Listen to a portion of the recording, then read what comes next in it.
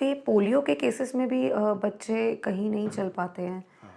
जैसे मेरी मासी की डॉटर है, ठीक है, शी मस्ट बी 45 नाउ, ठीक है, और उनको पोलियो है बचपन से एंड शी कांट वॉक।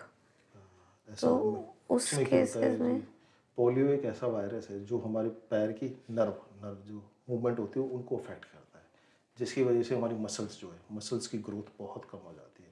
और तो आपने देखा होगा कि पोलियो की वजह से उस बच्चे का उसी पर्टिकुलर लिम्ब बहुत हाँ, पतला होता है, बहुत पतला, बहुत राइट, पतला, क्योंकि बहुत पतला है। नर्व जो है सेंसेशन मसल्स को नहीं दे पाती है, मसल्स की एक्टिविटीज़ नहीं होती तो ग्रो नहीं कर पाती है, वो पतली रहती है। कुछ कुछ अलग अलग कंपार्टमेंट होता है, किसी एक पर्टिकुलर एरिया का मसल्स नॉर्मल रहती हैं, कुछ एरिया की इफेक्ट करती है।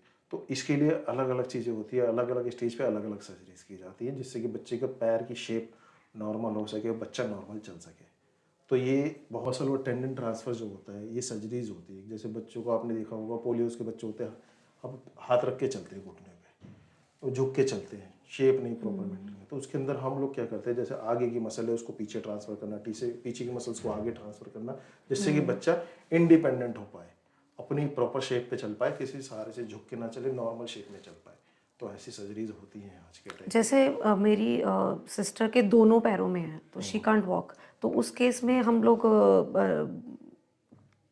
सर्जरीज कर सकते हैं या करते मैं हैं? उसके लिए तो हमें ये बच्चे को एग्जामिन करना पड़ेगा कि कौन सी ग्रुप ऑफ मसल्स स्ट्रांग है या नॉर्मल काम कर रही हैं, कौन सी अफेक्टेड है।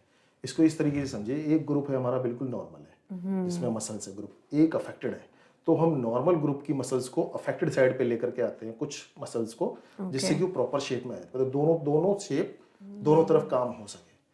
इसको बोलते हैं टेंडन ट्रांसफर मसल, जो बहुत इफेक्टिव होता है यूजुअली पोलियोज के बच्चों के अंदर है, जिनके अंदर शेप खराब हो रही है या नहीं चल पा रहे, तो उसके अंदर बहुत अच्छा रिजल्ट आता स्कोलियोसिस के केसेस भी होते हैं जिसमें हमारे स्पाइनल कॉर्ड का डिफॉर्मिटी होता है, है। वर्टिब्रल कॉलम की वर्टेबल डिफॉर्मिटी। कॉलम की। हाँ, तो एक मैं बता देता हूँ स्पाइनल कॉर्ड क्या होता है। स्पाइनल कॉर्ड, जिसको सिंपल भाषा में, जो हमारे लेमन लैंग्वेज जीवन नलिका बोलते हैं, जो हमारे ब्रेन से कनेक्टेड होती है, उसके अराउंड चारों तरफ हमारी बोन्स के पीसेज होते हैं, जिसको स्पाइनल वर्टिब्री बोलते हैं। वर्टिब्री अलग अलग लेवल पे बोन्स होती हैं जो वर्टिब्रल कॉलम बनाते हैं। तो जो वर्टिब्रीज होती है उसके अंदर किसी एक पर्टिकुलर एलिमेंट में डिफेक्ट हो जाना, जो जन्मजात यूजुअली होता है, आपने सुना होगा स्पाइना बाइफिडा या स्पाइन की जो डिफॉर्मिटीज होती है, या उसमें पीछे की तरफ की यूजुअली बहुत इफेक्ट होती है। तो बच्चों की रीढ़ की हड्डी के पीछे आपने फोड़ा देखा होगा, फोड़ा निकल के हाँ आता हाँ है। हाँ हाँ। तो वो क्या होता है, स्पाइनल कंटेंट जो होता है अपन अंदर फ्लूइड होता है वो बाहर आता है, ओ। जिसकी वजह से अब बच्चे के पीछे की बोन इफेक्टेड है और बच्चे की नहीं बन पा रही है। इस तरफ का एलिमेंट जिसको हेमीवर्टिब्री भी बोलते हैं, कि आधी स्पाइन की हड्डी बनी लेकिन आधी नहीं बनी है। तो क्या होता है, जैसे जैसे बच्चे की ग्रोथ होती है तो बच्चे की कमर एक तरफ झुकनी शुरू हो जाती है, जिसको हम स्कोलियोसिस बोलते हैं। स्कोलियोसिस बच्चे, अब देखा होगा आपने, जिसको कुबड़ निकला है या हम्प बना हुआ है, बच्चे टेढ़े होकर चल रहे हैं ऐसे, तो उसमें स्कोलियोसिस रहता है।